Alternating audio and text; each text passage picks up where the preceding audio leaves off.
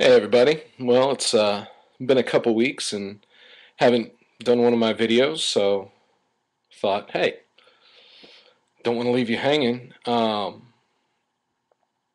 So a couple weeks ago, I guess maybe 3 weeks ago now, one of the yoga teachers here in the area uh, posed a challenge to the Lululemon staff here, and it was to find find beauty in unexpected places.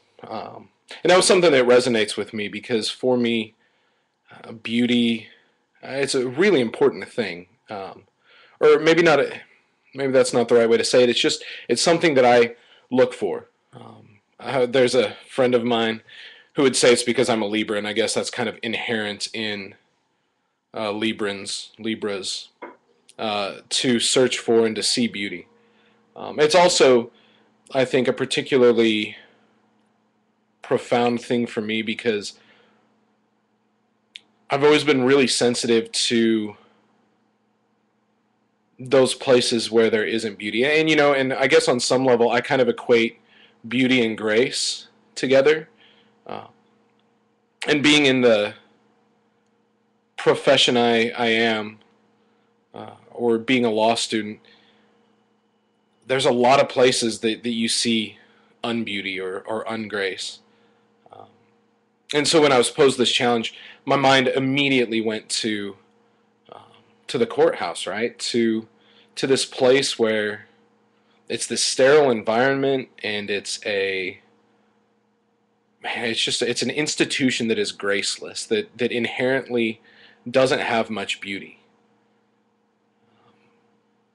And thought of an instance in particular, where I mean, you walk in every morning to this courthouse and you see just hundreds of people sitting there, and they're just dejected, just beaten down by life. Sometimes resigned to their fate, sometimes angry, all the time hurt, I think. And the institution itself doesn't give grace. It doesn't try to capture, in most situations, any piece of what makes us human, right? And I think that's probably the way it should be in most cases. Of course, you get instances where judges show mercy, or um, where there are positive results, but by and large, it's just an institution that can't be about mercy or grace, or beauty. Well, so I'm walking up to the court, in which I had a case, and I'm just looking around, and it's really amazing to me, just how broken people can be, right? And I mean, and I've experienced a lot of brokenness in the last few months, but you see that, and then there's this contrast, this really vivid, visceral contrast where you get these parents up there who bring their kids, right? I mean, because they don't have anyone to watch them. They don't have anywhere to send these kids, and the contrast is so stark because you've got these parents who are just at the end of their rope, who have nothing left. But then you see these kids who, in their naivete and in their, I don't know, just looking through their eyes, where they don't understand that, and they smile, and it's a real smile, and they laugh, and I mean, they've got that innocence, right? They've still got that little bit of idealism and optimism.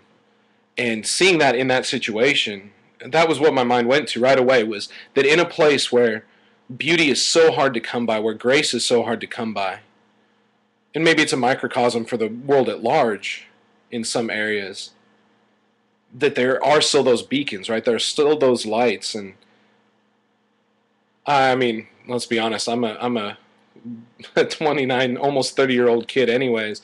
So I find myself drawn to that in most times. But yeah, I mean, it was just, yeah, it was that moment. It was seeing that and experiencing that moment of grace that, yeah, that even though it's real easy to give in to the ugliness, it's easy to become cynical and become pessimistic. Man, it's that sort of beauty and that sort of idealism and that sort of grace that's infectious, that's viral, that spreads and it transforms, right? So I guess having said that, my challenge to you would be the same. I hope that you find beauty. I hope that you find grace, and that it's in unexpected places. That not only do you experience that with your family, with your children, with your friends, but that in those places where it seems darkest and it seems hardest to hope and believe, that you find that there is that there's that light, there's that beauty, there's that grace that it just makes your heart want to explode, and makes your heart want to leap out of your chest for joy, and that makes your heart feel like it can't contain just even one little bit more of that. So yeah, so I hope everyone's having a good week. We'll see you next Friday.